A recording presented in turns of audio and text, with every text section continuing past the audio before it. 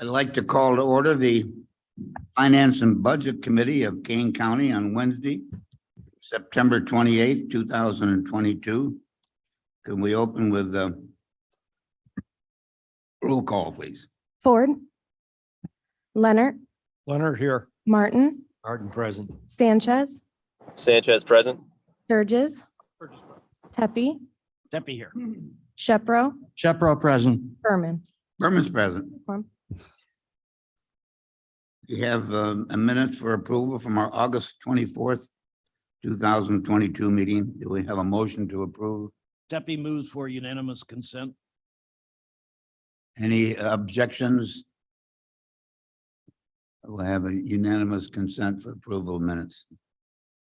Public comments. Is there anyone that signed up for public comments?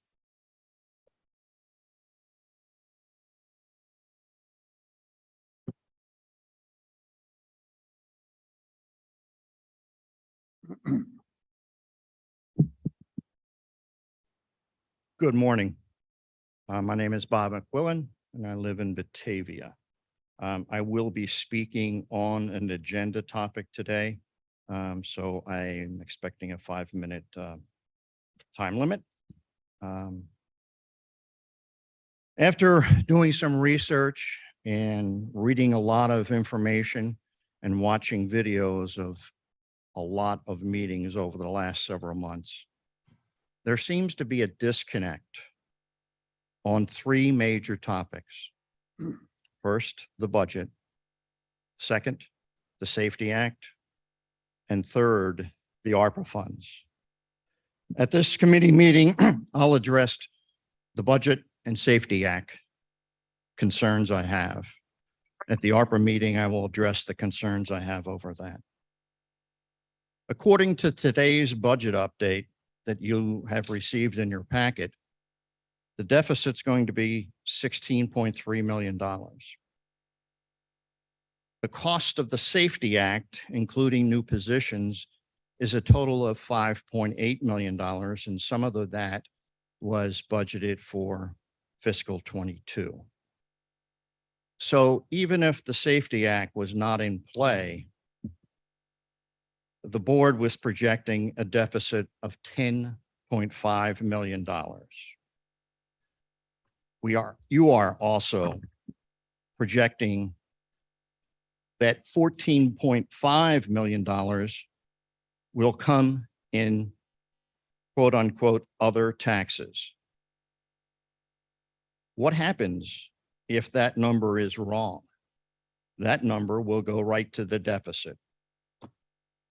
I attended a candidates forum for the prospective board members last night, and no one had a plan to directly address the deficit except for using reserves. I don't think that's right. On the Safety Act, in the spring, the county announced that they were going to be part of a pilot program. And that was touted by both the state's attorney and the sheriff. Now, no one wants the Safety Act. Why did the state's attorney and the sheriff change their minds? They knew all the details of the Safety Act back in the spring. And this board has also said that they don't support the Safety Act. Yet you're really not doing anything to stop it. There's no petitions like the state Senator DeWitt has done in St. Charles. There's nothing on your website. There's nothing that is trying to reach the taxpayers to explain this act to them and have them call Springfield. You can't be passive on this act. You need to be aggressive. And just saying you're against it is not going to cut it. It's not going to change things. You're all, and most taxpayers that are aware of it, are expecting a 5% property tax increase that will be approved 21 days after the November 8th election. November 29th is the day that you have to have the budget approved from my reading. That's fine. No one goes on record if they're going to support the 5% property tax increase. I understand why they wouldn't. But where is the plan to address the budget deficit? All I see is spending reserves down to $12 million. And every board that I've been around, including every school board, protects their reserve fund like it's Fort Knox. Yet this board is proposing to spend it down to $12 million. What do we do in fiscal 24? What do we do in fiscal 25? There won't be any American Rescue funds probably available then. Where's the 3-year plan? In business, we started working on the next year's budget the day after we approved the current year's budget or the upcoming budget. This board really, I don't think, got serious into it until July of this year. So now you're going to be squeezed into eight weeks of trying to approve a budget. My time's up, but I hope that you have heard me and hopefully will listen. Thank you. Is there any other one wanting to speak at this time? Moving on into Treasury Report, Mr. Kilborn. Good morning. The report is on file, but as normal, at least the past 8 months or so, I do have a small report on the external financials that we are facing. The Fed met in September and continued their rate hikes to fight inflation. This year, we've had rate hikes of 25 basis points, 50, 75, 75, and 75 basis points. There are 2 remaining meetings in 2022, November and December. According to the Fed chairman, who was quoted as, the Federal Open Market Committee is strongly resolved to bring inflation down to 2%, and we will keep at it until the job is done. Inflation, depending on which rate you're looking at, anywhere from the high 7s into 9. So we will be facing additional rate hikes by the Fed. The intent is to drive down demand, drive prices up, drive demand down to fight inflation. The county investment returns continue growing slowly in the current environment, but understand that we do have a 5-year ladder that is set up, so we don't buy and sell everything when the market goes up or the bond market goes up. We're judiciously buying into it, and in some extent, in reference to the treasurer who will come in behind me, we're staying away from longer term purchases to allow them to have some freedom when they get into office. And understanding, as I've said from day one, we're safety first, flexibility, liquidity, and then return.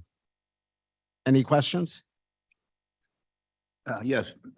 Yeah, Mr. Kilborn, compared to the current fiscal year, which is about to end, do you have a projection as to what you think the increase, I presume there would be an increase in the earnings, would be for fiscal 23 compared to the current? We're up to 1.6 in some of our returns, so certainly 23 is how it's being steered now. It'll be in the 2s, maybe up to 3, but some of that, a great part of that will be the next person coming in and how they do some of the purchases and sales.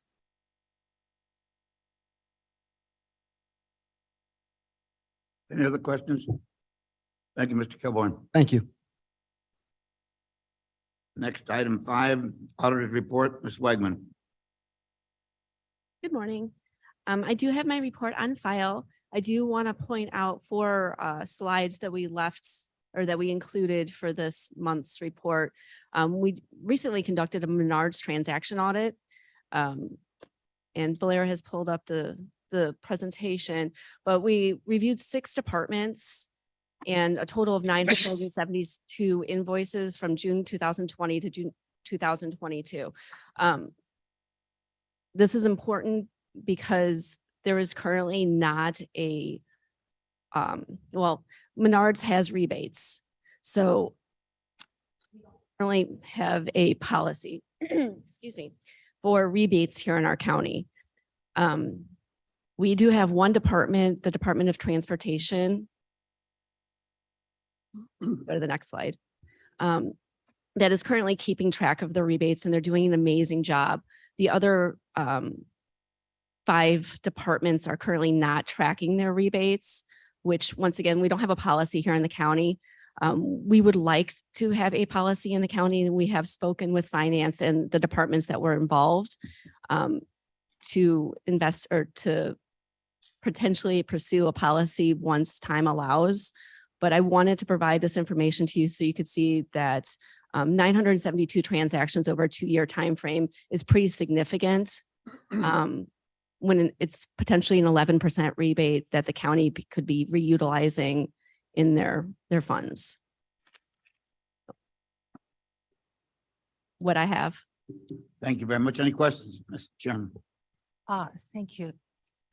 Ms. Wegman, I'm looking at your report here and it says that, I understand the number of the 972 for the last 2 years, but we have potential that have not yet been redeemed of $1,000 for the rebates, and that's on page 3 of your report. Is that correct? Yes, So- ma'am. So there's $1,000 outstanding, and are they time sensitive? Do these rebates expire? No, the rebates do not expire, so they can be used from any amount of time. We know that building management had a rebate of approximately $500 that they had been holding on to for a couple years. They did just recently use that. So that number is smaller now than it was when we published our report. And I don't use the rebates. Can they be collected and used for a single purchase, let's say a $500 purchase, or does it have to be a rebate per purchase? No, you can use multiple rebates per purchase. We do have some concerns regarding potentially using an entire collection of rebates for a transaction where there would be no dollar amount owed by the county. So that is something that we have spoken to Mr. Onzik about, and potentially creating a policy that allow for proper usage. So we could track the expense. Okay, Yes. very good. All right, perfect. Thank you. Any questions, comments? Thank you very much, Ms. Wagner. Number 6, Finance Director Report, Mr. Onzek. Good morning, everyone. Included in the agenda packet is the usual Finance Director's report and budget versus actual reports. As always, I begin my Finance Director's report with an explanation and a recording of all of the different variances in the different funds. There's really nothing of concern, but it's just my responsibility to make sure that we're watching them and we'll be addressing them if anything does come of concern. We do provide, we do provide budget adjustments when necessary, and most of these special revenue funds have cash on hand that enabled any budget overages to be funded. But then moving probably to page 4 of my report, this is where I get into some of the other areas where I'm reporting on the contingency balance. We still have the $935,000 balance remaining, and this is something that's available for anything that was not budgeted during the year in the general fund. And then we have the $50,000 contingency remaining that we normally apply at the end of the year to any expenses that relate to housing adult prisoners outside of the county. As far as the available operating reserves, we have the $4.9 million in the property tax freeze protection fund remaining. In terms of COVID payroll reimbursement, we have the $16.7 million remaining. And then we have in the emergency reserve $5.2 million. Capital funds, building management has so far expended 30% of their budget, leaving about almost $4.6 million of the budget unspent. 44% of the information technology budget is expended, leaving about $1.3 million remaining. And the sheriff's portion of the capital fund budget, which is really specific to the camera and security system that is being funded. That is 93% expended in terms of purchase order that has been that has encumbered the funds. So that leaves $312,000 remaining. As far as shared and direct state tax revenue, again, we continue to trend very well in comparison to how we did year to date in the prior year. We're at $6.7 million ahead of prior year to date, and we're $8.8 million ahead in terms of the budget year to date. And this, of course, again, has to do with sales tax, local use tax, RTA sales tax, state income tax, and personal property replacement tax. So all of those, with the exception of local use tax, which is slightly below where we were at last year and this year, everything else is trending significantly above where we were at and over budget. And again, I did factor this in when preparing the budget for 2023. So we are assuming that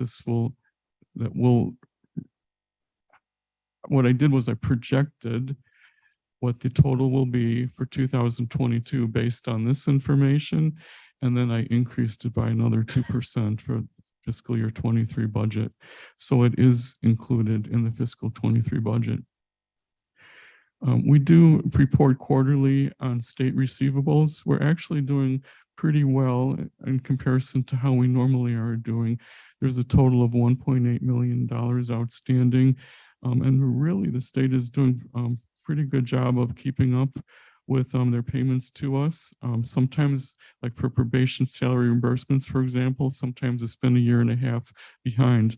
And at this point, we're only 1 month behind. There's 4 months of CANCOM, and that's the typical amount that we're behind on in terms of the lag in being reimbursed from cell 911 surcharges.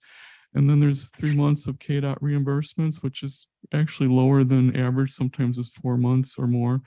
And then we have 2 months of health department grant reimbursements that are receivables at this point. So it's all really very good news in terms of the receivable balances. For the budget update, I think I'll leave that to the presentation.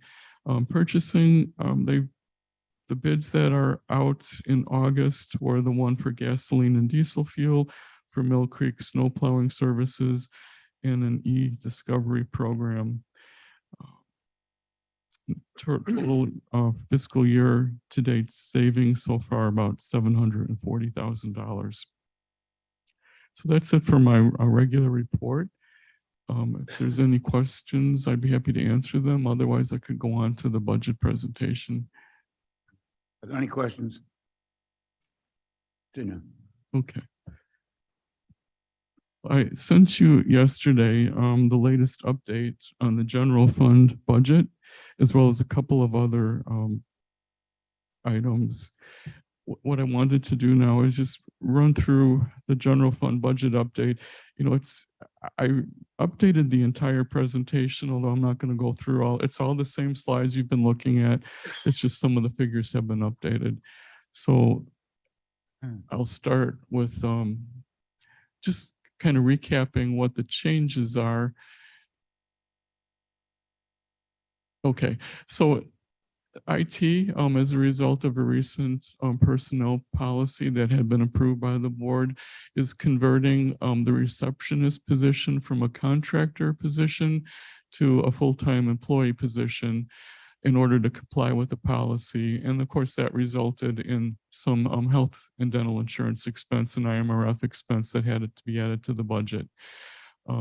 I've updated the total number of new positions that were in the presentation and various slides in the presentation. I think I failed to do that on one of the slides the last time around, but all the totals are updated now in this presentation. The overall deficit compared to last time I presented this has only gone up by 9.6 million. I mean, 9.6 million, 9.6 thousand. Thank you. That's saving us Sorry some for money that. there. I'm so used to looking at the millions. Okay. And then there's also what I noticed, there is a slide where I show the projected deficits without the equity adjustments and the Safety Act expense. And I noticed I failed to update that on the last presentation, which should have shown that it went up about $500,000. So it is updated on this presentation. So I think since I had more time to review everything more carefully this time around, I believe everything has been updated in all the right places. This is, again, the slide that explains how we're going to go about handling the budget for the new personnel for Safety Act, and then the non-Safety Act positions, how we'll be holding them in the budgets for those positions in contingency and releasing the budgets as the positions are filled. So now the new total deficit is projected deficit is $16.3 million. I've updated the cost of an additional non-union 1% wage increase. I mean, it barely changed. It's still around $356,000 or $57,000. Yes. Yes, Ms. Sturgis. Surges. On the previous two slides, so where we say updated costs of 3% non-union wage increase, but then here we say, are we saying, but if it went to 4%? Yes. And why I have this in this. No, wait. My question is, Yes. what was the union portion? Is that at 4%? It's in there right underneath. Right below it. Right underneath that. Right there, 4% and 5%. Sorry, I can't hear you. It's right here. It's right there Same slide on at the bottom of that. Yeah, I'm just a little confused on. Well, it's actually a good question. What we have for unions is what was placed in the budget by the individual departments and elected officials. So I don't have any like personal knowledge of a specific increase Okay. that was built in. But I do believe that for those contracts, union contracts that are expiring, at the end of this year, there is nothing in the budget for next year to cover whatever increases will be agreed upon by the board. So that would be in addition That's okay. to this. Yes. And Bill, I don't see that. That's what I'm talking. I don't see that. I can't visualize that. So. And normally we don't put something in the budget for union increases that are yet to be negotiated because we normally just take it out of reserves. Unfortunately, that's because we don't want to assume that it's going to be a certain amount and build it into the budget, but we do try to be prepared for the fact that we will need to take My it out. body of experience here has only been for the 4 years, and I think it was only 4%. So I don't know if that's normal, not normal, historically accurate. I don't know that. Well, in terms of union and the ones that more recently negotiated, there were also equity adjustments built into their agreements. And so it depends on what union, what positions you're talking about, and there could be significantly higher increases because of those equity adjustments. And that's why in this year in particular, for 2022, it's very difficult to come up with an average because it was all dependent upon what union and what positions. The lower paid positions, like in the circuit clerks area and court security, they had more significant increases percentage wise, but just to bring them up with equity adjustments. Okay. Uh, And that was the answer I was looking for. Okay, Thank you. yes, okay, sorry. So Madam if I Chair? may, that number, because I've been asking that question as well, that number is yet to be determined and could be couple $1,000, maybe I'm sorry, I didn't hear you. couple $100,000. Couple 100,000? Yeah. I could imagine that would easily be the case. Because if a 1% increase for non-union is 356,000, I can only imagine what it'll be for union members then. It'll be, You don't have, I'm so sorry, Dale. Go ahead. Any idea, like, and I should know this and I don't, like the percentage of union versus non-union employees, are they like 50-50 or 75-25 or? number wise, I know I don't have that information in my head. That's all right. That's all right. I'm sorry. It's I The think Hunter that Act. sounds like a good rough estimate. I can provide you with a total budget for union versus non-union in terms of wages. I mean, we now have that, because of the position control system we've implemented, whereas in the past, we couldn't tell you that very easily, but I can provide that figure. Thank you, yes. Okay. And I can do it by union as well. Perhaps I'll add that to my presentation for executive committee. Thanks, yeah. All right.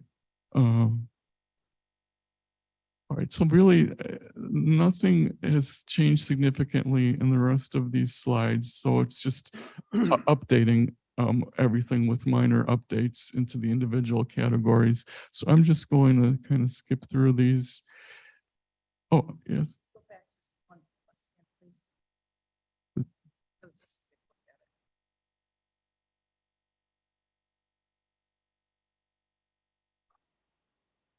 Okay. And basically, I'm providing this, in your packet as a point of reference, so you can be looking at, the most up-to-date information we have that's actually built into the budget at this point. And there are a few more changes that I was made aware of that I'll need to incorporate into this presentation for next week. They're minor changes, but so things that are keep changing as time is moving on. So, okay, apologize for this time. Okay, this slide is important because this is the one I failed to update the last time. So it's roughly about $500,000 higher, that bottom line. The top number was correct. It was just that bottom line that wasn't updated. So now it is updated. And so it should reflect the projected deficit after a possible property tax increase. And the whole point of this why I have this in my packet is just to show you that we have an issue without even considering equity adjustments or Safety Act expenses. And it's an issue that even a property tax increase alone is not going to solve. So I think it's very important to be aware of this. And it is something that should be focused on. It's almost as if we need to have a task force focusing on this problem alone. Just what is it going to take to sustain our normal county operations? How are we going to fund that, or what changes are we going to make? Then we need to focus on how we're going to fund equity adjustments and what those should be. And then we need to focus on the Safety Act expenses and how are those going to be funded, or what changes could be done to address that, to either bring the expenses down or to find other sources of funding. And then, of course, we have another issue that's not even on any of these slides, and that's how we're going to fund our capital improvements. Because if we're depleting our reserves, the reserves are normally what would be tapped into for capital improvements. But if we use it for operations, we'll have that much less. Yes, Bates. Doing my homework, Bates, please. Doing my homework last night, I studied this and I don't quite understand the slide. Could you explain this slide, please? Okay, this is the projected deficit after you remove the cost of equity adjustments, so it's at 700,000, and after you remove the cost of the Safety Act expenses. So if that's what that top line represents. So we still have significant deficits without those expenses. And then I wanted to show what happens now if we were to increase the property tax revenue beginning with FY23. And so if you do that, then that stays in place going forward to the other 2 years. And then if you increase it again in FY24, Now I'm okay, getting it. okay. So that's what I was just trying to This show is- you. So this is a possible tax increase of 5%, then 1%, or 3%, then 3%. And we still end up with a deficit of $33 million. Yes, yes. Yeah. Mr. Leonard. Thank you, Mr. Chairman. Mr. Anzick, why are you not including in the slide the Safety Act expense and or equity increases. Well, I the mean, I know reason- we have an option on the equity increases, but with respect to the Safety Act, I think we're more or less in a position where we're going to have to fund some of that. Well, no, I understand, and that's why those expenses are included in the entire rest of the presentation, and which is why there's that $16 million deficit. But the point of this slide is to show you, I mean, because I think there's been so much discussion about the cost of the Safety Act and the cost of the equity adjustments and how we're going to afford that, what we could do. There's been, at least in my perception, it seems like there's been a focus on those issues, but we have an underlying fundamental problem without those issues. And I just wanted at least have one slide that shows you what that is, so that this too can be focused on as a separate issue, because it deserves its, a fair amount of attention. I understand your point. Then you were trying to define the expenses, separating those three items. Yes, yes. Thank you. As you know, I've been struggling with this budget and it is structurally unsound. The budget that has been presented to you that we've talked about is a structurally unsound budget. The board decided that did not choose to move forward at this time with a countywide sales tax, to let the voters decide if they would like to assist the county in supporting public safety. So we have this, and I think this is an important slide for us to reflect upon. This has been coming through for a long period of years. This is not something that was inherent this year, nor was it inherent last year. Last year, if you remember, there was no property tax increase because it was at 1.7% that we could have possibly have increased it. And it was decided last year that that was not a lot of money, that we'd have had under $1 million. So we would wait till this year to discuss and potentially pass a property tax increase. But once again, this board, after doing a survey, although you haven't voted yet, has suggested that this is not something that we should do because there's high inflation rate right now. So we'll do it next year. Well, next year's next year. Right now, this year, going into this budget, we're projecting a $9,740,000 deficit. So in order to, in my good conscience, and I'm not being political in any way, please, this is not a political suggestion. This is a financial suggestion. The budget should be cut appropriately. So can we cut this budget by $8 million? Allowing then that increase of at least $3 million to potentially fund the Safety Act, which would still bring us about $4 million into deficit to secure some of the reserves so we don't spend them all down. Because when I look at this budget that we're proposing, this year we can cover, Mr. Leonard is spot on. His proposal for the budget to take the reserves and balance the budget this year is appropriate. We can do that. But next year, the new board is going to go off a cliff because there's not enough money in those reserves, no matter if we get the $2 million extra, if a certain candidate comes in for treasurer proposing that. Even if we have a potential new property tax increase, that still is not going to bring in enough money because it won't come in until the following year. So either we start making cuts this year to address those structural deficits, or we start really hacking away next year and cutting programs. I'm going to stop with one visit that several of the board members and I had the opportunity to attend to. There is a building that the county owns. It's called the Child Advocacy Center Annex, and it's on James Street and 4th. And I have mold allergies. It's just, I do. Now, this building is used to examine sexually abused children. There's an examination, medical examination room in there. I walked into that building, which dates back to maybe 1930s, old brownstone. It was filled with mold.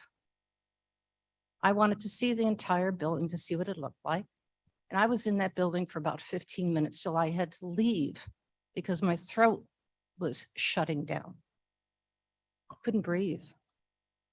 We have children in there who are distressed, getting examined, medically examined because they've been sexually abused, and we're putting them into a building that is filled with mold. That building now, I appreciate what Roger is going to do. He's going to have it tested to make sure that we can get rid of the mold. And it'll cost several thousand, hundred thousands of dollars to get the building remediated. But in the meanwhile, I hear from people from potential candidates, certainly at a forum I attended yesterday, as well as many of you, that Kane County doesn't need any more money.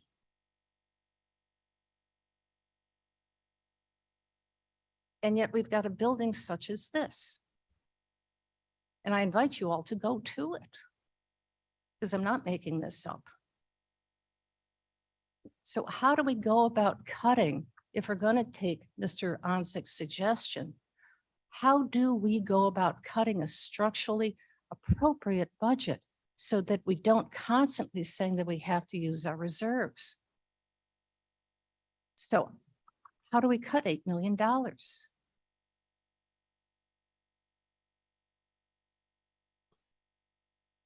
And that is something that we need to look at before we pass this budget on the 29th of November. Mr. Surgeon, then Mr. Leonard.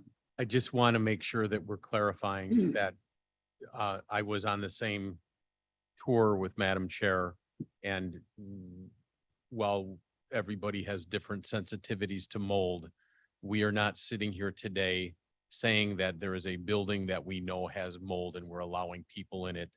That is not the case. That the tests have not come in, that we don't know. There's different types of molds, different types of situations. There was no black mold that was present. That doesn't mean that the building is up to a level that we would consider good in any, it's not there. But for liability purposes, I do not want to go on the record saying that there is a situation that has been tested that we're aware of and we are ignoring. That's not the case in any way, shape, or form. And I would concur, and it is going to be tested. So but just to make sure that we're, And I've asked Robert to not allow anybody else in that building until that building is properly tested so that we know it's safe to go into, but it does have to be remediated. And that building should not be in that situation. and Mr. Chair, if I may also, several times I have asked this committee and made statements that it is my opinion that we've approached this budget differently than we have possibly in the past, where we really asked what is the wish list for departments and then tried to find revenues to fill that, rather than to say, here's our zero-based platform. This is where you were last year. And I believe we're to the point where we are addressing that now and getting the, sharpening the pencil, if you will. Joe, I appreciate this particular slide because it's the, we had asked for this, and you all, whenever we ask, you do deliver. And I thank you so much for that. But this is the first slide that sort of tells me if we didn't approve the equity or the Safety Act wasn't there, this is where we're at. And this is the baseline by which I believe we should be evaluating, departments and needs and be able to, look at year over year, where are we at? And I don't want to, we keep using the words cutting. I would rather use the word prioritizing and seeing truly what falls within the charter of each office and department. And I think that is our job as a board to, as earnestly as we can, roll up our sleeves and debate this. I know I'm going to go to bat for my department, and Myrna's going to go bat for her department, and we all have that. We're also protective and passionate about what we do. But the reality is these are the base numbers, and it's time to roll up our sleeves, and we are quickly running out of time.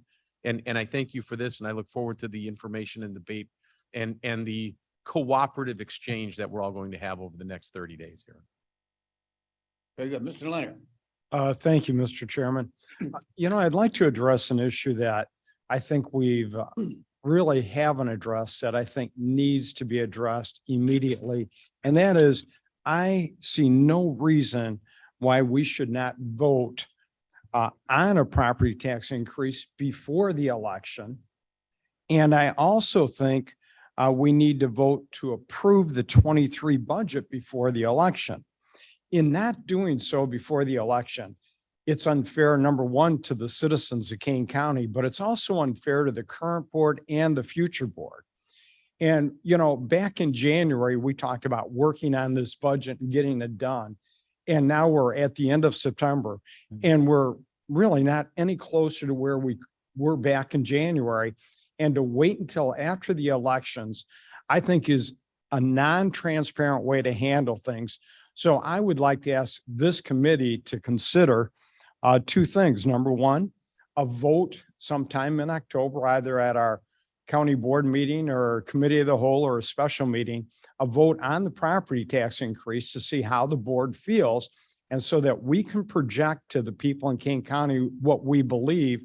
And then number two, I think it's very important that we pass as a board a budget before the election. Waiting until after the election, I don't agree with. I think it's wrong. And we've had plenty of time to work on this budget. And I know myself, I've personally suggested, asked, recommended that maybe we have some meetings about going over this budget and coming up with a solution. And I haven't been asked to be involved in it. That's the chairman's right. I respect that. I may not agree with it, but I respect it. But I know there are other board members that have done the same thing. So I think what we need to do is we need to be transparent with the people of Kane County, with this current board and the future board, and vote on both of these issues before the elections. Chair? Mr. Leonard, I totally disagree with you. I had a conversation with you on a Monday morning when I was on a holiday in Wisconsin, when I took 2 days off of this job. We had a thorough conversation and I listened to you completely about your budget recommendations. And I asked you at that time if you would consider a property tax increase, and you said, yes, you would consider it. So we've had conversations, and it is my understanding that Mr. Berman has also called you up, sir, to discuss this budget, to get your insights on this because of the Open Meetings Act. And you said, no, you wanted me there. I would gladly have a meeting with everybody, which we are planning on doing, sir. But we need to get the information, first of all, regarding the equity increases. Once that final number is presented, then we can move forward with that discussion. Why wasn't this equity increase study done 3 months ago? Well, I believe it was was. done with two different bases, I think. And what we're trying to do is bring it together, is the way I understand it. And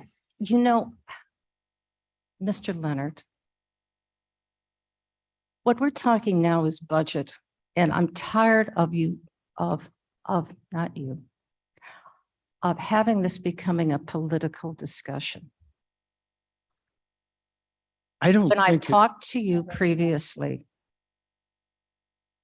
when you said, yes, I would agree with potential countywide sales tax, when we've had thorough, in-depth conversations about it, it was a no. Yes, you'll consider property tax increase, probably not.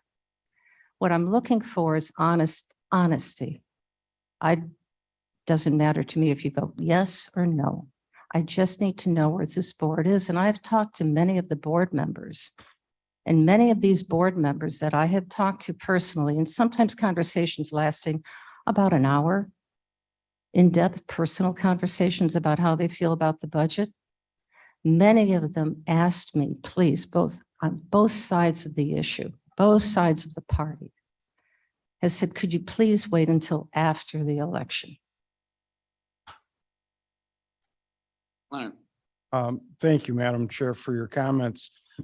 Yes, we did talk one time for 45 minutes, and I agree, but over a 9-month period of time, I don't think that is that big of a deal. I did request a meeting with you and another board member about this and have not received a response back on that. My concern is this. In no way, shape or form am I trying to make this political. What I'm saying is we as a board have responsibility to vote on a budget and whether or not we want a property tax increase before the election. And I think that is the fair and equitable thing to do. If in fact the board is in favor of a property increase, then so be it. If they're not, then so be that also. But I think we need to do this now and not after the fact, because there is one problem.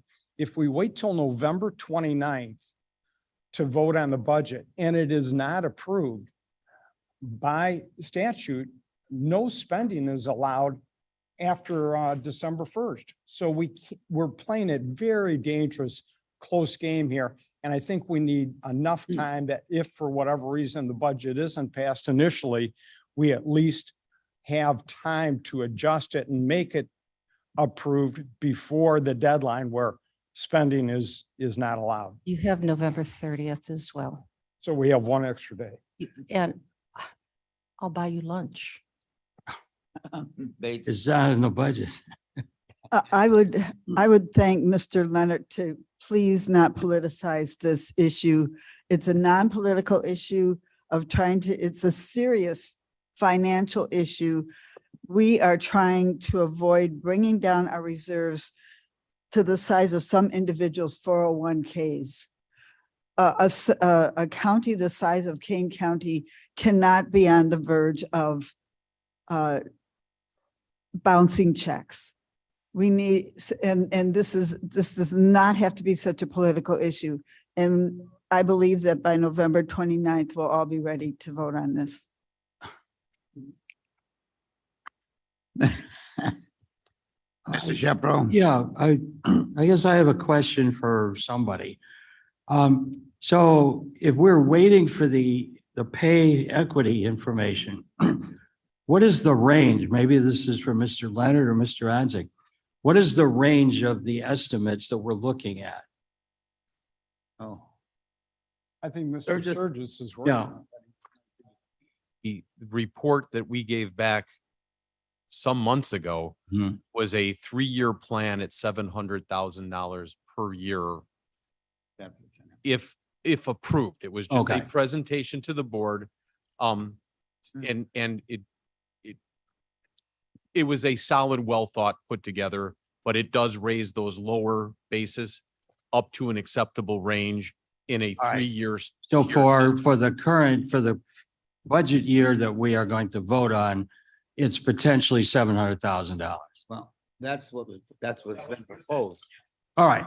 I guess my question is that if we're looking at a deficit potentially of $16 million, but we can't move forward with it because of the 700,000, that seems to be kind of rear backwards. That's, Mr. Martin, you shared an email with me that came from one of our department heads who spoke about that suggested 700,000 equity increase. Could you speak to that, please? Yeah, Mr. Martin? I've had my hand up for a while. I will speak to that in the context of what I'm going to say.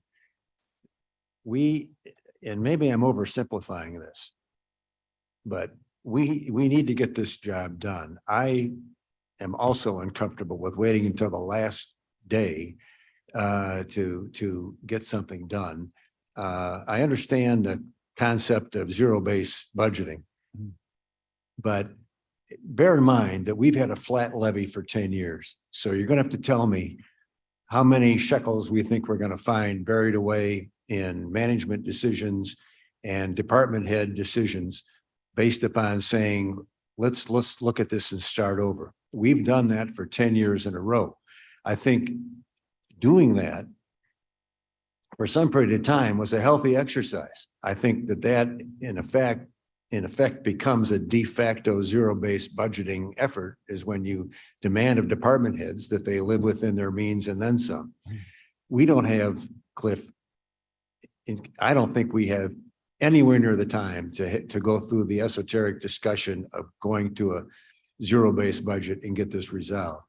Relative to this equity adjustment, there's a question of what we have been given relative not to its effort, but its methodology. Legitimate issues are being raised. And to me, this becomes a red herring. In my mind, what we need to do is to get this year's budget done. If we want to apply money to an equity adjustment, throw something at it as a down payment. Just say, this is our contribution to equity adjustment, and we will refine this over the next year so that we can make sense. It's the same way with our shortfall of revenue over expenditures. There's no question that the only way that this boat is going to be kept afloat in future years is to convince the taxpayers that they should support a referendum that will increase the sales tax and give us the wherewithal to do this.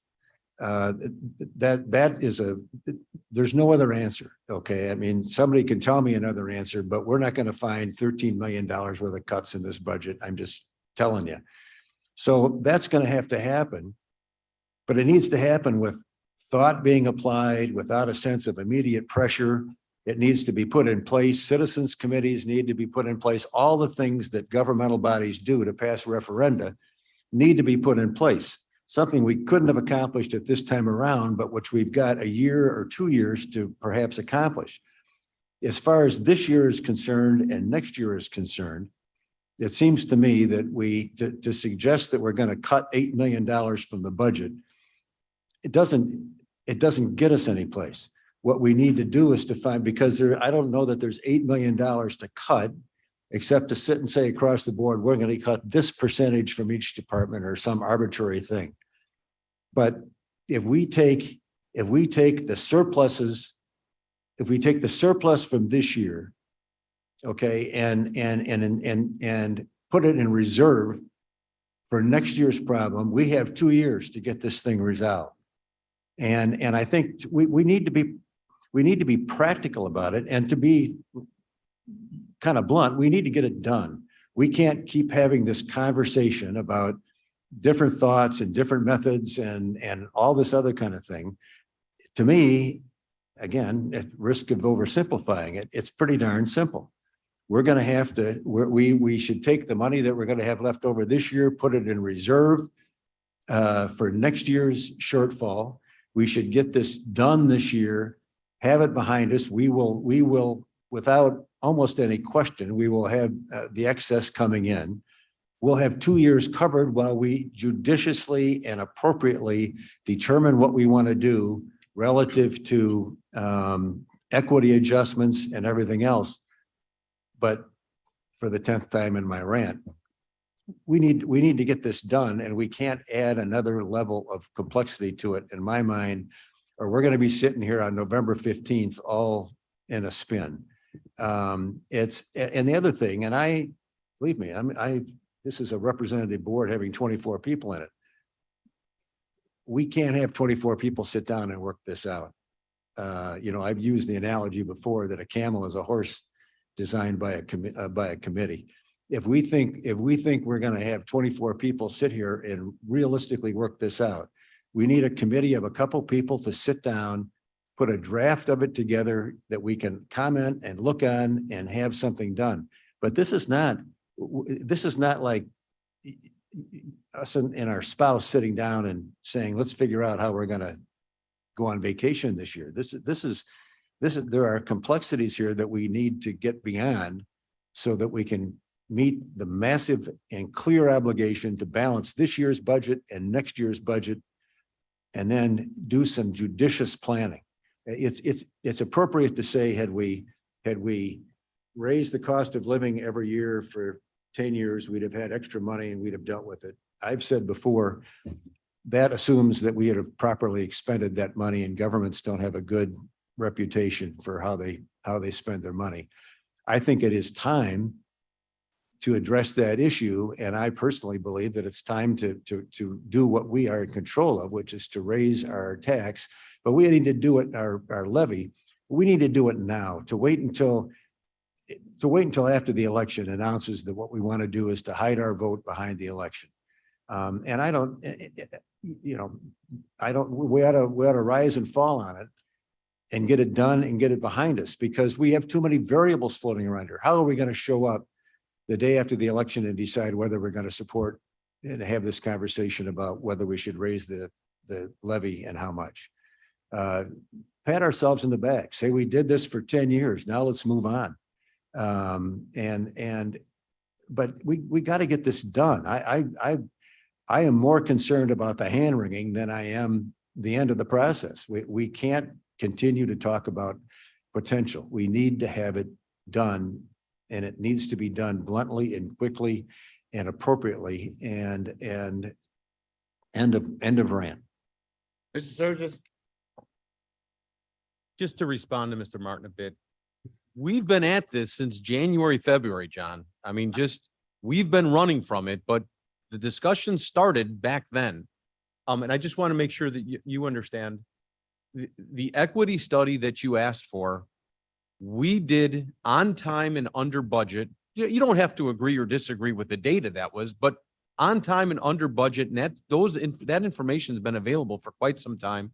And weeks ago, Madam Chair did reach out and say, could her and I get together to discuss this coming Friday after this meeting? And that was set weeks ago. So in anticipation. So it's not like we've been unresponsive or non-reactive and we're just trying to get there, but we do need to feel where we're going. And but that equity is just one little piece of a much bigger pie. That's the point. Yeah. It's, That's the in point. that big discussion, it's spit. Let's just get the deal done. Pick a number that we want to plug into that, and then conduct that conversation at leisure and in an appropriate manner, and move on. To refine it today, or to sit when we have a budget shortfall and agree to a defined schedule of how we're going to retire that, what we consider to be that obligation, I think creates a false start. I understand. And we I don't did know have- what the number is. Mr. Chairman, I did have one other comment. One of the points that I've raised or have asked for consistently, and I think Joe provided that today, but when we asked last week or last month, there has been some comment, conjecture that revenues have continued to increase each year. How we handle those, how we adjust those, how those go back into a budget in March, April, when we finally figure out where we wound up, I believe I need to clearly understand personally, while we've held the levy and the taxes have remained here, revenues have increased, or haven't they? And I believe Joe does have a chart in that today.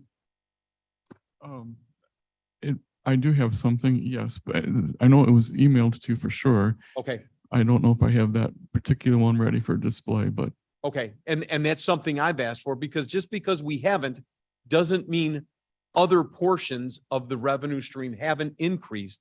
And I'm just curious, I just want to know the figures, so that we can articulately have the conversation. That's just me. Aren't these figures on every report that we get? We know what our annual revenues are, and we know how they've increased. If it was that clear, I wouldn't need to ask for them. That's all I'm asking for, is just, Well, they're marked in yellow on the report. If, It seems like it's there. Madam Chair? may I ask a favor of all of you, please, both Republicans, Democrats, just board members? Oftentimes I hear conversations by just general public, as we all go knocking on doors as well, that Illinois has such high property taxes. And then I hear, and people are leaving Illinois because of high property taxes. But I don't control, nor do any of you control the property taxes for your school board, your library district, your fire protection district. You do control your forest preserve. But we control sitting right here, the county, right? And I think we're all honest with that. And to throw the county's desperate needs under the bus with what your school board is doing. And I'm not saying the school board is bad, not at all, because they need the resources to pay for their students, their buses, their commodities, buildings. That's their decision.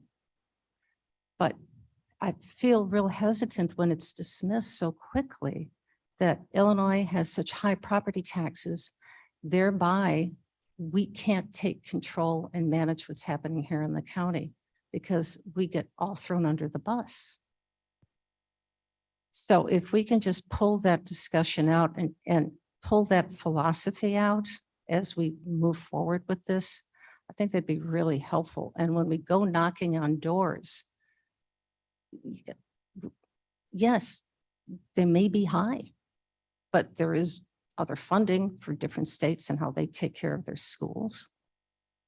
And one other thing, I know you all, and I've heard this time and time again, really support public safety here in Kane County. For many of you, that's your favorite committee that you serve on. Many of you here are attorneys and have a great passion for the law, which I applaud and I respect. But we can't have good services for our county's safety unless we adequately supply the money to support those efforts. Now, the jail, which we all think that Sheriff Hayne, many of you think that Sheriff Hayne is highly competent, and you think he's one of the best sheriffs that we've had. But his department, his office takes up about most of our budget. And then comes state's attorney and then all the other judicial partners as well. But we can't continue that unless we have the resources to pay for it. So I'm just asking, please, we have to be very sensible with our approach with this. We have to realize that money needs to be spent to do good work, and it has to be spent prudently and well. Mr. Sturgis, the report that you were thinking of, was this a report on our reserve fund usage and replenishment? Is that with the excess funds from every year? Was that what you were referring to when you were? Income. Revenues. Well, yeah, it's what's left over. And that's, Joe, that's this report, which you do have. I do have that included in the presentation. Mr. Chairman. Mr. Leonard? Yes. Cliff, I wanted to point out to you, if you take a look at the report that Joe included in our agenda under general fund history of excess, it shows the additional revenues each and every year from 2013. It's the other one. From 2013 through 2022, and it shows in 2021, our excess revenue over our budgeted was 11,343,000. And in 22, we're projecting it to be 13,869,000. No, it's not that one. It's the other one. It's the general fund history of excess. There you go, right there. That's right there. Yeah. Yeah. And so that shows right there where our revenues have increased over the last couple of years, 11.3 million in 21 and 13.8 million projected for 22. So, over the last 2 years, our revenues have gone up about $25 million. The problem is our spending is outpacing our revenue increases. And that's the problem. But these are the revenues right here. Yeah. All right. Shepro. All right, so it sort of seems like every time we have a discussion that doesn't go the way somebody wants to, they say it's political. First off, I think collectively we should resent that. I think a discussion about this, so I don't know what politics is, but politics doesn't mean that if I don't have my way, it's political, but if I do have my way, it's not political. But listening to all of these eloquent speeches about this, what information am I going to get that I don't now have by November 29th that is going to make a difference such that we are going to say, we just don't know enough now before the election or before the last minute on the last day to make a decision. And I don't think I've heard that. I mean, we're We don't have enough because we're waiting for the more detail on the equity adjustments. That doesn't seem to me to be a justification for delaying this. Are we going to have better revenue projections? Are we that out of it? I mean, we've been at this, as one board member just said, we've been at it since January in theory, but we got a late start on this. We've had meeting after meeting, and as far as I could tell, we just keep going over and over the same discussion with no new information that should make a difference. I don't know why we can't and we should make a decision on this before.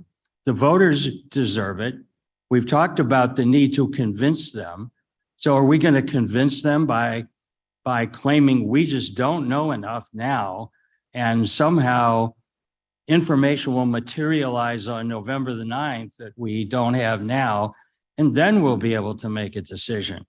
Please tell me what is so critical that we don't have now that we can't have that discussion.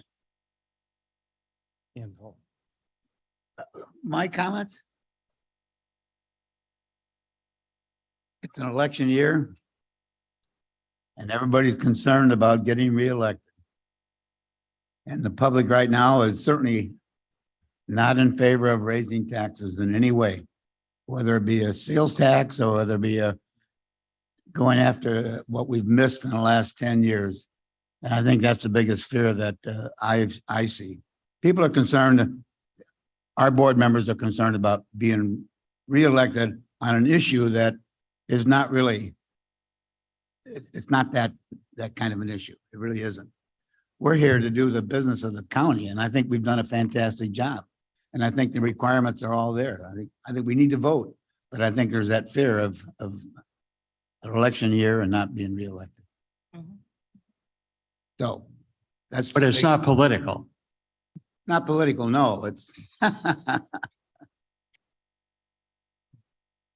goes both sides. That goes both ways. I mean, It does. yeah, it's It not does. political. But let's not say it's political Oh, it's to not. say that we want to vote on it now. It's an individual feeling that we all have, Here, here. but it Thank you. is. So, how do we overcome it? Mr. Chairman, It's, I believe that some of this, with respect to my constituents, is a matter of education. That's why I asked Julie Mann to put that chart up behind us to show that the schools are 68% of our property taxes and the county is 4% of the property taxes. So I think we need to help our homeowners understand that when we put a 5% tax increase on a 4% piece of the budget, what you're really getting is a 0.2% increase, not a 5% increase. You don't want to say to somebody with a $10,000 tax budget that their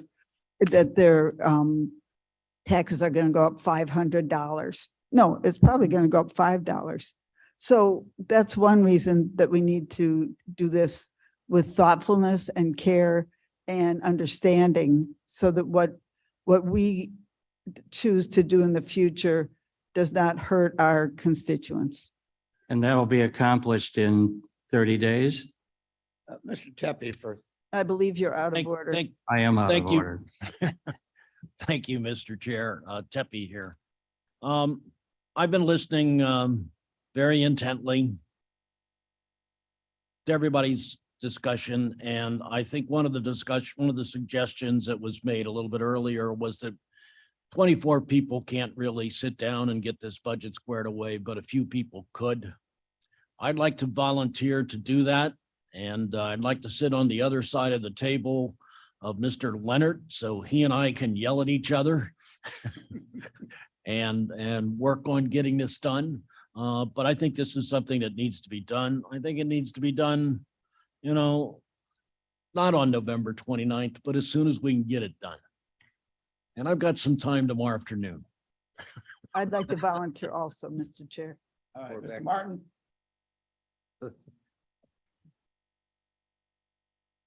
the problem that we have to overcome is that we walk into these meetings and each of these separate issues becomes a red herring. The budget is the big deal. So we can sit and talk about one aspect of it, whether it's the equity adjustments, whether it's how much we want to raise the taxes. And that then becomes the focus of the conversation, and then we move on. What we need to do is focus on getting the budget completed. We need to have something in front of us. We can sit on the day we vote on this, we could sit and say, we could have a separate vote at the same time. Do you want a 0 increase on the levy? Do you want a 3% increase in the levy? Do you want 5? That's as easy as sitting in the room and doing it. But if we wait to resolve that question before we do the rest of it, that in my mind, that red herring becomes the reason why we don't get the deal done. We need to move this forward and get the group together, get a draft that we can look at. There aren't a lot of mysteries here. There aren't a lot of crazy things that we need to look at that create massive differences between people. This is a practical thing. There are about 2 or 3 issues that need to be looked at. They need to be a draft. There needs to be a draft prepared, and we need to get this done, which is traditionally the way this board, to my knowledge, has been doing it for 50 years. The board does not sit as a committee of the whole and work out the budget.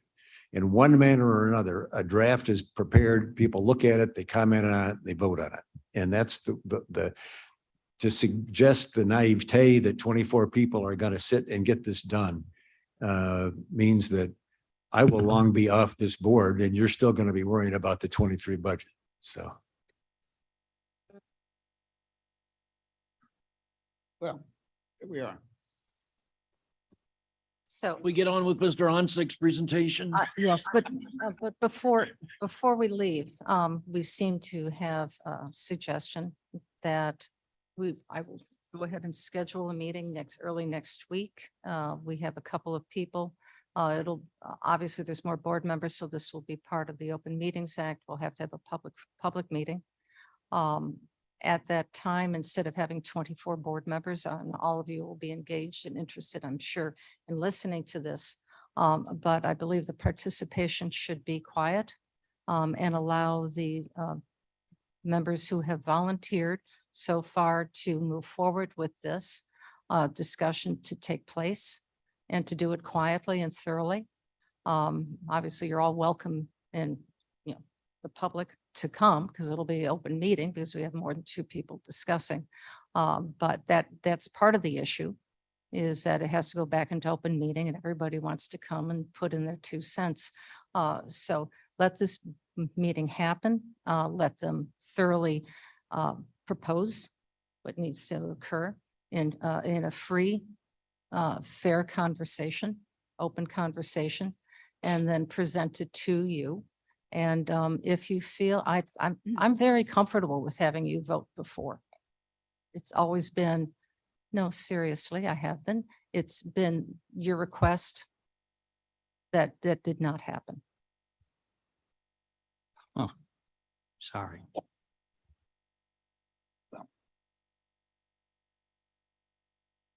Any other comments before we move on with our business of the day? Mr. Thank you Chairman, very much. Mr. Chairman, this is Alan. Can I ask a question? Yes, Miss Allen. The chart that is currently up on my computer screen is the general fund history of excess revenues over expenditures and its allocation to reserves. Do you see that also? Yes. Okay. Look at 2021. We took in $11 million more than we expected, and our staff were so careful that we spent $6 million less than they were entitled to have in the budget. So figure that was about $17 million, and that got spread to reserves because that's what we do. We're careful. We toss it into the tax reserve fund. It's not like we go out for a trip to Hawaii on the extra money. So you have some extra money at the end of the year, and we don't find that out until like maybe March or so, what actually happened. Now, this year, we're figuring that we're about $9 million in the hole. And somebody said, well, if we want to have a balanced budget, we need to cut that $9 million. Well, maybe that's in the ether, but if you figure that we have about $9 million too much in expenditures for 2023, but we will have some extra money come in March, reserves, or excuse me, extra income and savings from staff. My question is, will those more or less balance each other out? It's the sales tax. Is this a question for me? Yes. Oh, About There's- volunteers. exactly. that. There are so many bright minds in the room. I'm just trying to gather information. But Mr. Grams, Anzick, I if have you a want to quick weigh in, question. that would be helpful, of course. Well, the thing is we don't know what the revenue will be or the expenses will be until the end of the year. And this is the crazy thing about this, is that when we're putting a budget together, everyone is fighting to make sure that we have the right amount of revenue and the right amount of expenditures in the budget, because everyone needs every penny of expenditure budget, and we want to make sure we're capturing every penny of revenue, but still being conservative. And so that's how we set up the budget. And then we go into the year and then we end up with millions of dollars of unspent dollars that everyone was so sure that they needed every penny of. So this is where we have that, I don't know what you would call it, that contradiction, where when we're putting the budget together, we're sure we need every penny of it. And yet in reality, we end up not spending that much. It's a good problem to have. And it shows that we're being frugal in our expenditures and not spending foolishly, and we're not just spending to spend because we have it in our budget. So I wouldn't want to discourage anyone. But the thing that we're trying to deal with is that we're trying to put a budget together with the expenditures that people really believe they need. And I think one of the reasons why we have so much extra on the expenditure side is because of the vacancies that we've been struggling to fill, and the losing of people. And so we have that problem that we're dealing with. So the fact that we have that every year, does that mean that we should just stop budgeting for those vacancies? I mean, it's something to think about. But those are the types of things that need to be taken into consideration as the budget's being put together. We're already trying to deal with the vacancy issue by putting the budget for new positions in a contingency so that it won't be available to be spent for any other purpose. So we will be trying to do that.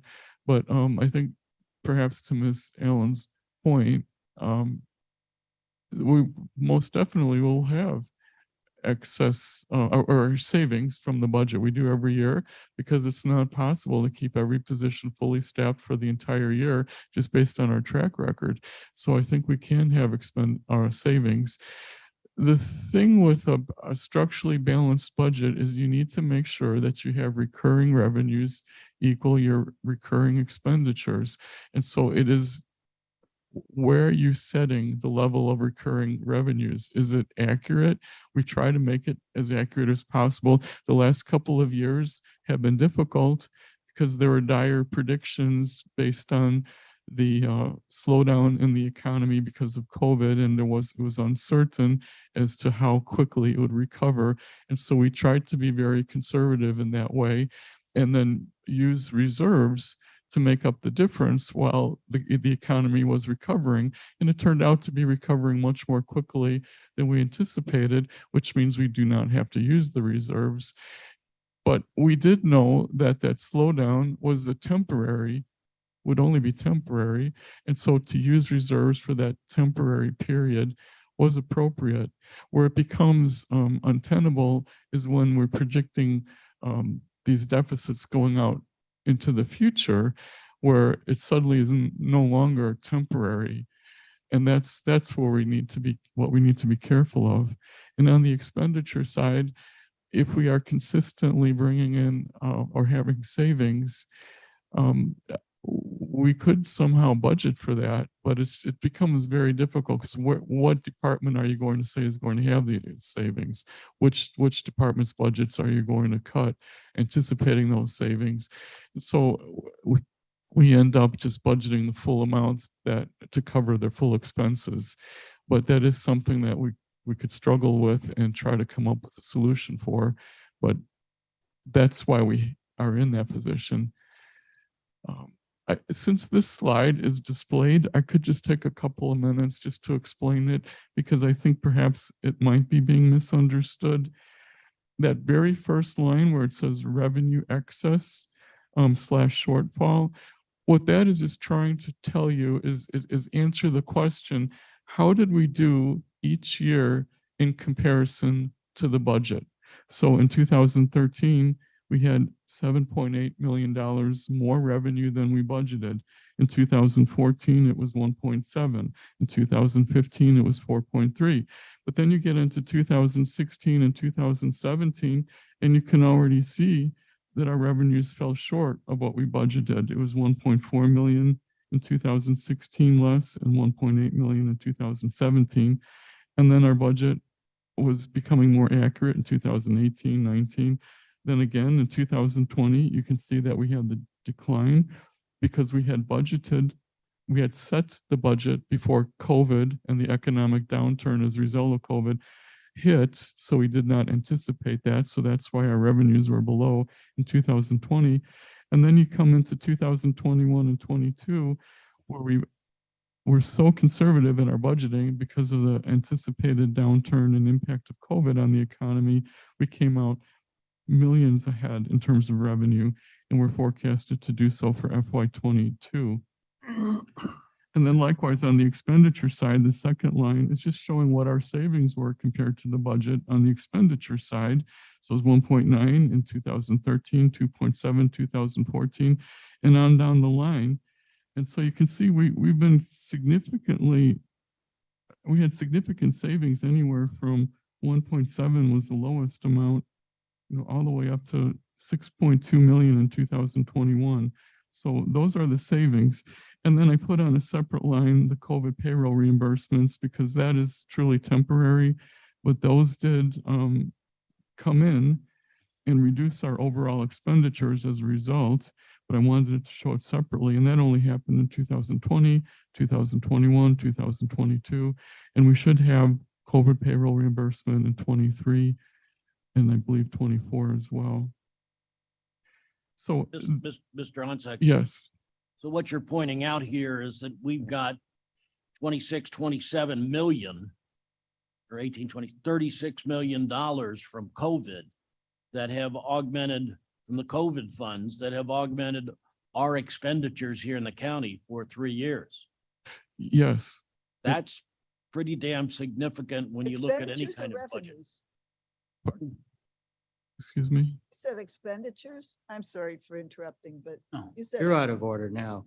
Yes, I am, reimbursement. But I've got a question. Ms. Bates, you have a. Oh, thank you. Mr. $36 million Mr. in COVID reimbursement that has come into our revenue stream. You said expenditures. Then my apologies for misspeaking. Thank you.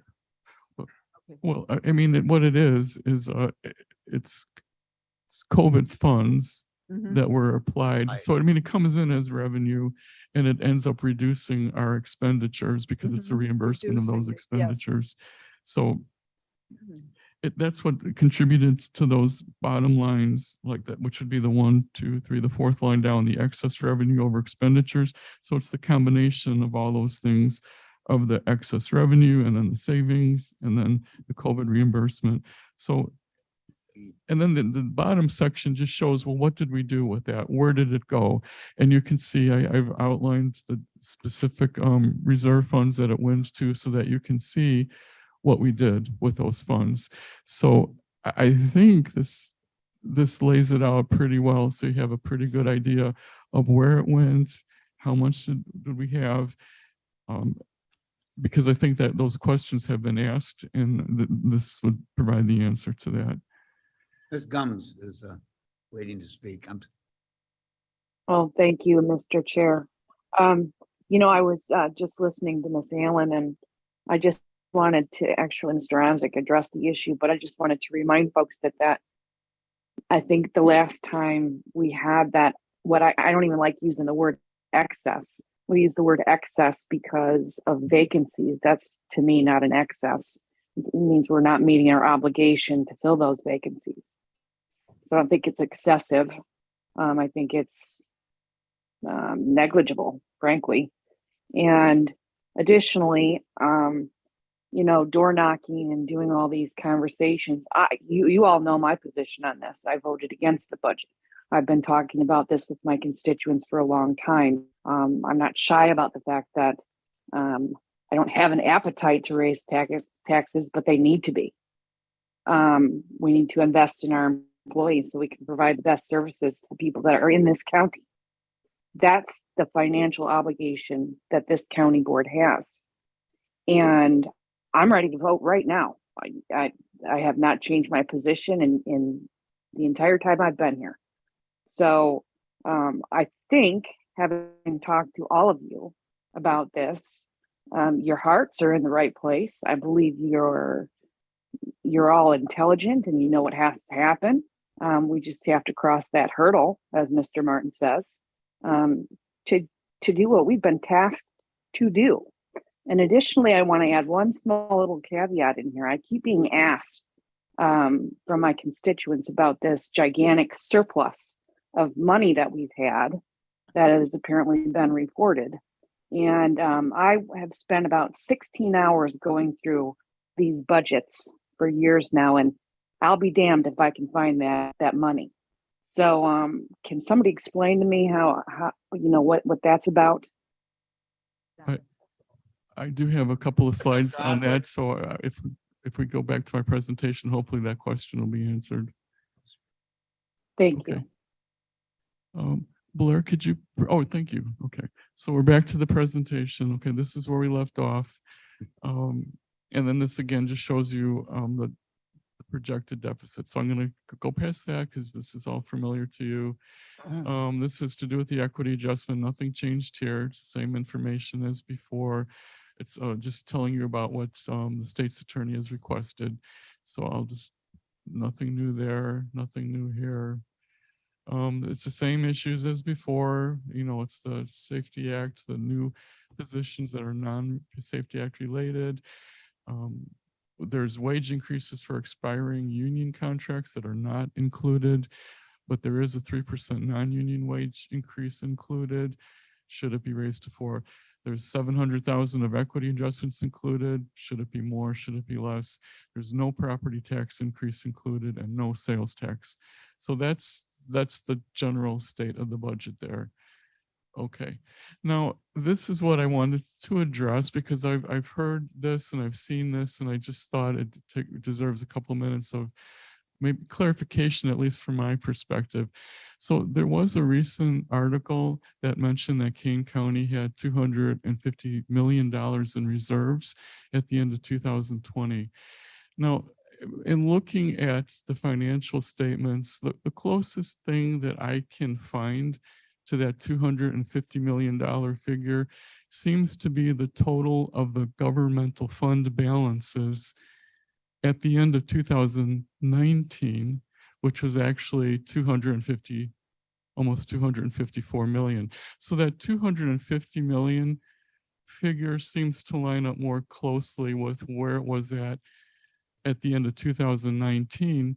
And that would make sense because when you're talking about as of December in 2020, we didn't know how 2020 ended up at that point. We had to wait until May to get the final figures. So as of December 2020, the last figure that was known would have been that 2019 figure, which was about 253. So I mean, I'm just speculating where that $250 million figure came from, and maybe it was just a very round figure. Now, if you look at the total governmental fund balances at the end of 2020, it actually rose to almost 275 million. So at the end of 2020, it was, if you want to call the fund balances reserves, it was actually at 275 million at the end of 2020. If you look at the end of 2021, it was up to 300 million. So what I think is being referred to as reserves seems to be the total fund balances, and they've been going up from 2019, 2020, 2021. Last month, I explained that of that 300 million, only 31 million is really considered available for operating. So that was in a separate presentation. So that's, I think, explains, I don't know for sure, but this, in my opinion, this is where I think those figures were coming from. And it seems to make sense. But the point of this is to show you that it's been going up, not going down. Okay, now the same article mentioned deficit spending. So what is deficit spending? It's when a government's expenditures exceed its revenues during a fiscal period, causing it to run a budget deficit, resulting in the use of operating reserves to balance the budget. So if you look at that definition, and then you can look at two different things. You can look at the budget side and you can look at the actual side.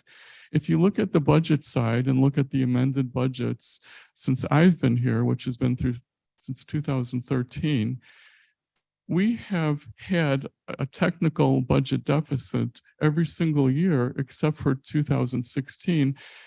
And by that, I mean, it's a technical budget deficit because every one of those years, except for FY16, we actually drew from reserves to balance the budget.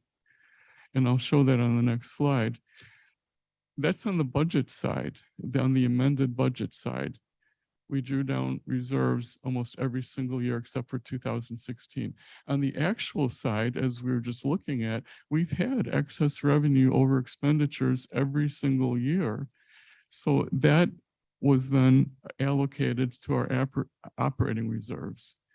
And then, so this is where this slide comes in. And what I'm trying to show you then is at the top, that line of figures, this depicts the usage of reserves, which technically then would be how we funded the amended budget deficit. And I remember very specifically back when I came in 2013, we set aside $1.8 million of excess revenue over expenditures from 2012 to put in the reserve to help cover the expense of an arbitration agreement that had been approved. And now we suddenly had to pay for, but it wasn't in the budget. So the plan was to draw down 900 million in 2013, 600 million in 2014, 300 million in 2015, so that over time, we could allow ourselves that period of time to bring the budget back into balance so that by 2016, it was in balance and we did not need to use any reserves. But then beyond that, and that's a perfect example of a planned use of reserves to cover a temporary gap between revenue and expenditures. So I like to highlight those 4 years as that example of that, and that's a perfect way to do it. Then going forward, we started struggling with balancing the budget, and we started to need to draw down from the property tax freeze protection fund in order to balance it. And so our first year of 2017, we were struggling. 2018, it got a little better. 2019, we were struggling again. 2020, we only actually needed to use 62,000 on the amended budget side. Then it jumps up in 2021 to, I can't read it from here, to where we had to use 10 million. And then in 2022, 13 million to balance the budget. So it did jump significantly, but that had to do with the expectation and being conservative in our revenue budgeting for 2021 and 2022, because we were concerned about the economy not recovering that quickly, but it did. And so the line below that is how did we actually do? And you can see then it's those same figures where we had excess revenue, where we every single year. So it's 9.7 in 2013, all the way across the page until we get to the forecasted excess of 25 million in 2022. So then the next line, the third line, shows the net replenishment. So we've actually been building our reserves, you know, year after year after year, by putting more in than we were taking out. So I think that this shows a very healthy picture in terms of how we've used our reserves. The concern is going forward, of course. And then, the graph is a depiction graphically of what we did. So the red shows how we dipped into reserves to balance the budget. And then the green shows how we actually did and how we actually were bringing more in than we drew down. So I think that. Mr. Chair, Yes, Mr. Cheppy. it's up here. I'd like to make some comments about this. And introducing my comments, I want to point out that I know in particular that I will be, if I'm actually reelected, which is a good question, that I will miss on the board, you know, the experience and the wisdom of Mrs. Bonicki, Mr. Martin, Mr. Froz, and even Mr. Shepro. Okay. This particular misinformation has been seeded by Mr. Lausen, who is running to be our treasurer. And it's important to note that he not only has pointed out that this county has totally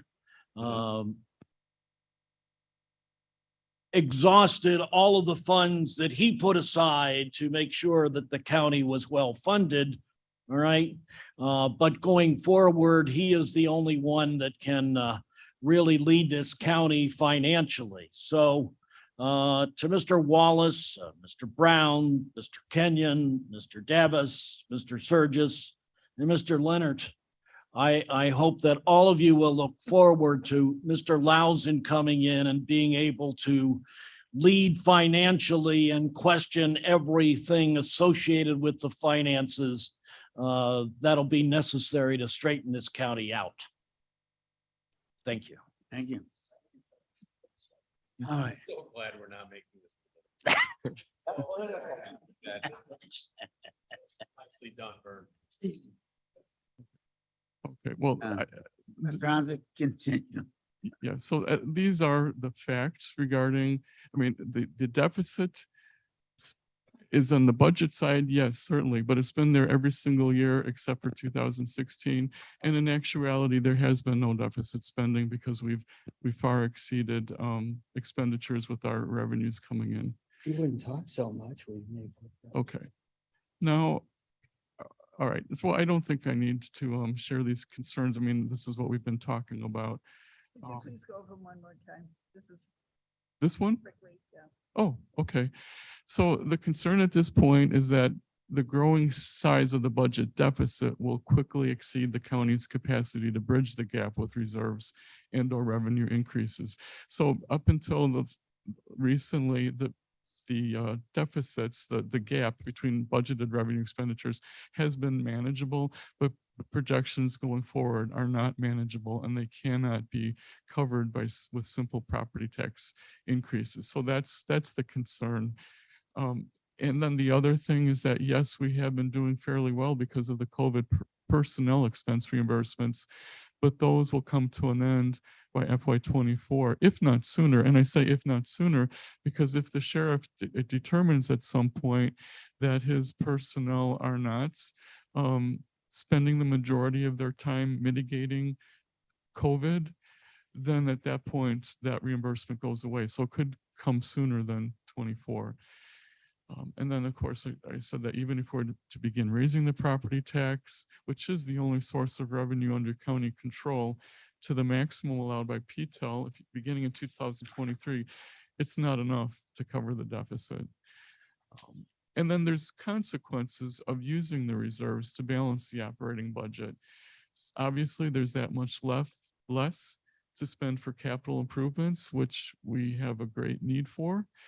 And a sizable budget deficit, the use of reserves to balance the budget will make it more difficult to issue bonds for capital improvements because that will impact our bond rating if they were to look at that. So that is another reason why you need to be very careful about using the reserves. So I Mr. think- Chairman, I would like to call for the orders of the day. All right. I think that we've had enough discussion on our budget. Mr. Hansick, we thank you very much for all your effort that you put into and a very accurate. You're welcome. presentation. That was the last slide. Anyways, very good timing. Thank you very much. Thank you, Joe. Moving on. New business. Item A, a resolution authorizing budget adjustments to the motor fuel tax debt service fund number 620 and motor fuel tax fund number 302. Do we have a motion? Leonard moves. Leonard moves. Deputy seconds. Deputy second, discussion. Roll call, please. Leonard, Leonard, yes. Martin, Yes. Sanchez, Sanchez, yes. Sturgis, Yes. Tepe, Yes. Shepro, Doesn't vote. Berman. Berman, yes. Item B, a resolution authorizing budget adjustments to the transit sales tax debt service fund number 621 and transportation sales tax fund number 305. Do we have a motion? Need a motion? moves. Sturgis, or, excuse me. Sure, Sturgis seconds. All right, Sanchez, Sturgis, thank you. Discussion? Roll call, please. Leonard, Leonard, yes. Martin, Yes. Sanchez, Sanchez, yes. Sturgis, Tepe, Deputy yes. Berman. Berman, yes. Item C, a resolution approving fiscal year 22 budget adjustment for correction of Long Meadow debt service accounting. Motion to approve. Leonard moves. Leonard moves. Deputy seconds. Deputy second, discussion. Roll call, please. Leonard, Leonard, yes. Martin, Sanchez, Sanchez, yes. Sturgis, Sturgis, yes. Tepe, Deputy yes. Berman. Berman, yes. Item D, a resolution authorizing creation of sheriff's vehicle and equipment fund 128 and related fiscal year 22 budget adjustments. Leonard moves. Leonard moves. Sturgis Deputy seconds. seconds. Sturgis second, discussion. Roll call. Leonard, Leonard, yes. Martin, Sanchez, Sanchez, yes. Sturgis, Sturgis, yes. Tepe, Deputy yes. Berman. Berman, yes. Item E, a resolution authorizing rollover of funds and amending our 2022 fiscal year budget for the circuit clerk's office. Deputy moves. Deputy moves. Sanchez seconds. Sanchez second, discussion. Roll call, please. Leonard, Leonard, yes. Martin, Yes. Sanchez, Sanchez, yes. Sturgis, Sturgis, yes. Tepe, Deputy yes. Berman. Berman, yes. F, a resolution authorizing acceptance of grant from Children's Advocacy Centers of Illinois by the Kane County State's Attorney Office Child Advocacy Center and authorizing corresponding budget adjustments. Leonard Sanchez moves. moves. Leonard moves. Sanchez seconds. Sanchez second, discussion. Roll call, please. Leonard, Leonard, yes. Martin, Yes. Sanchez, Sanchez, yes. Sturgis, Sturgis, yes. Tepe, Deputy yes. Berman. Berman, yes. G, a resolution authorizing carryover to fiscal year 22 of unspent fiscal year 21 budget for Adult Justice Center and Judicial Center camera system. Sanchez moves. Sanchez moves. Deputy seconds. Deputy second, discussion. Roll call, please. Leonard, Leonard, yes. Martin, Yes. Sanchez, Sanchez, yes. Sturgis, Sturgis, yes. Tepe, Deputy yes. Berman. H, a resolution authorizing a contract with WellPath for detainee medical services. Leonard moves. Leonard moves. Sanchez seconds. Sanchez second, discussion. Roll call, please. Leonard, Leonard, yes. Martin, Sanchez, Sanchez, yes. Surges, Surges, yes. Pepe, Pepe, yes. Berman. Berman, yes. I, a resolution authorizing the contract for food, laundry, and commissary service at the Kane County Adult Justice Center. Sanchez moves. Sanchez moves. Pepe Leonard seconds. seconds. Leonard second. Discussion. Roll call, please. Leonard, Leonard, yes. Martin, Yes. Sanchez, Sanchez, yes. Surges, Surges, yes. Pepe, Pepe, yes. Berman. Berman, yes. Item J, a resolution authorizing Boya Incorporated as Kane County's 457B Deferred Compensation Plan record keeper. Surges moves. Sturgis moves. Pepe seconds. Deputy second. Discussion. Roll call, please. Leonard, Leonard, yes. Martin, Martin, yes. Sanchez, Sanchez, yes. Surges, Surges, yes. Pepe, Pepe, yes. Berman. Berman, yes. Mr. Chairman, Yes, Mr. may I move K, L, M, N, and O as a single item since they all relate to copiers and office equipment and I think could be treated en masse. I'll second that. All right. The motion is second to include them all together. Is that an approval for each of them? Then? Yes. As well as, Vote now, okay. yeah. All right. Any discussion on that motion? Roll call, please. Leonard, Leonard, yes. Martin, Sanchez, Sanchez, yes. Surges, Surges, yes. Pepe, Pepe, yes. Berman. Berman, yes. Oh, item P, a resolution authorizing a contract extension for Kane County Electrical Services. Sanchez moves. Sanchez moves. Pepe seconds. Deputy second. Discussion? Roll call, please. Leonard, Leonard, yes. Martin, Yes. Sanchez, Sanchez, yes. Surges, Surges, yes. Pepe, Pepe, yes. Berman. Berman, yes. Item Q, a resolution authorizing capital projects from the capital fund. Pepe Pe- moves. Sanchez He seconds. moves. Sanchez, second. Sanchez second. Discussion.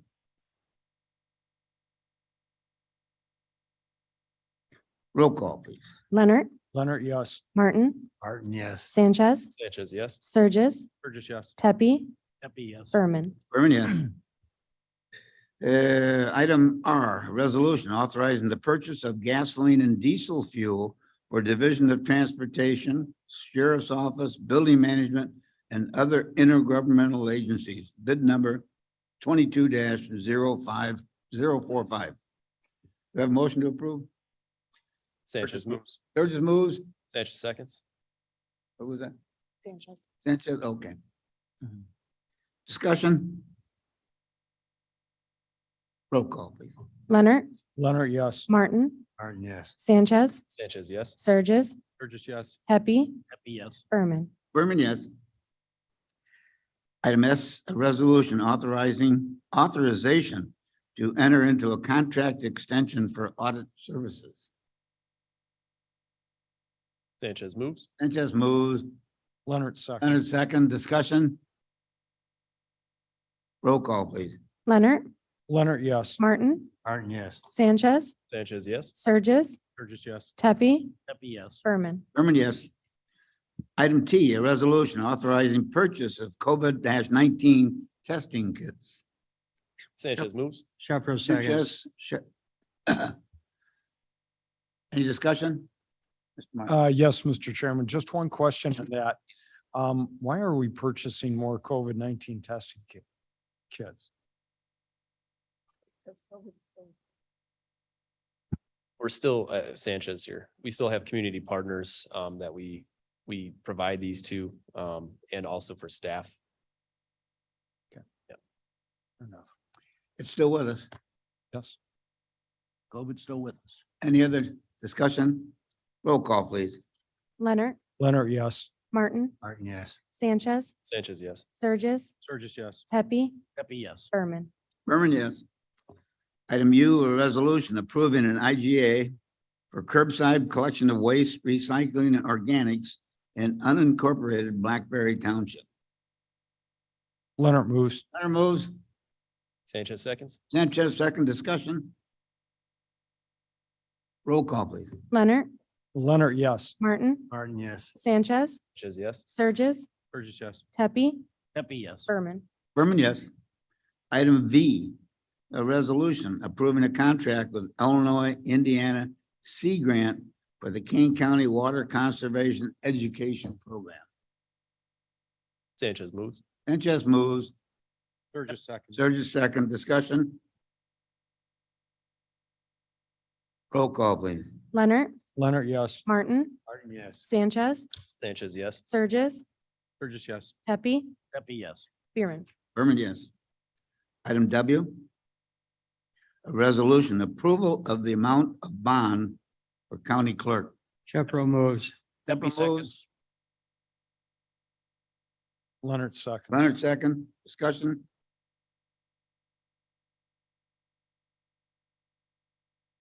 Roll call, please. Leonard, Leonard, yes. Martin, Martin, yes. Sanchez, Sanchez, yes.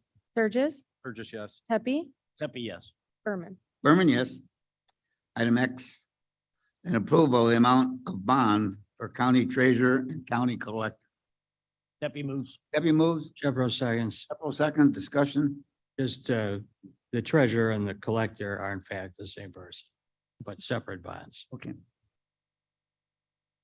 Any other discussion? Roll call, please. Leonard, Leonard, yes. Martin, Sanchez, Sanchez, yes. Surges, Burgess, yes. Pepe, Pepe, yes. Berman. And almost to the end of the alphabet. The resolution approving, that's Y, the resolution approving the August two thousand twenty-two claims paid. Leonard moves. Leonard moves, Sanchez seconds. Sanchez seconds. Any discussion, comments? Roll call, please. Leonard, Leonard, yes. Martin, Martin, yes. Sanchez, Sanchez, yes. Surges, Burgess, yes. Pepe, Pepe, yes. Berman. Berman, yes. Thank you for all our roll call. I have no old business. Request unanimous Surges. consent to place reports on file. Mr. Surges. Chair, thank you. Just a reminder for everybody, and Jamie, if I go astray on this, help me out. We're reaching that time of year where our property and general liability insurance comes due.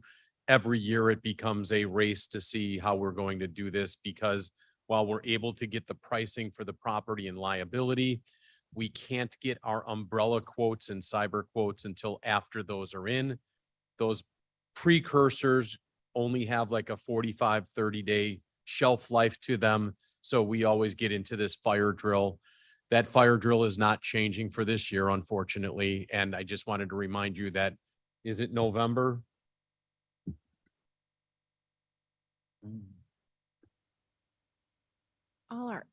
All our applications are in, and our insurance agent Presidio is working on getting those quotes now.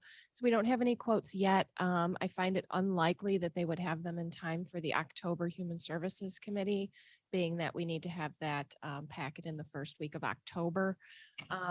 If they are miraculously, we'll certainly put them in there, but it's more likely that they will be first seen in the November Human Services Committee packet, which may mean if we're having a special board meeting towards the end of November, that would be the time in which they're approved for November. That may not include the umbrella package. And Bill will tell you it most likely will not. That will come in at the last minute. So I apologize up front. It's a market condition beyond our control, but it's always uncomfortable for us. So just a refresher. Thanks, James. Yes, Mike. Before we skip into daylight, and there is a day outside.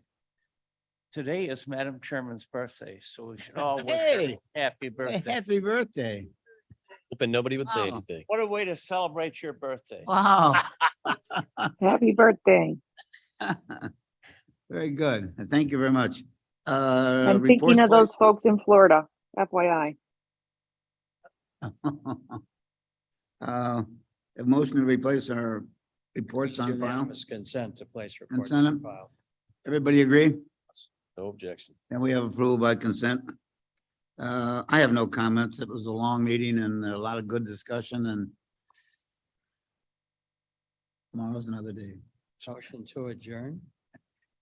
Motion to adjourn. There you go. My stand-in. Do we have a second of that motion? Leonard, Bitches. seconds. All those in favor say No aye. appetite to leave the room. Opposed?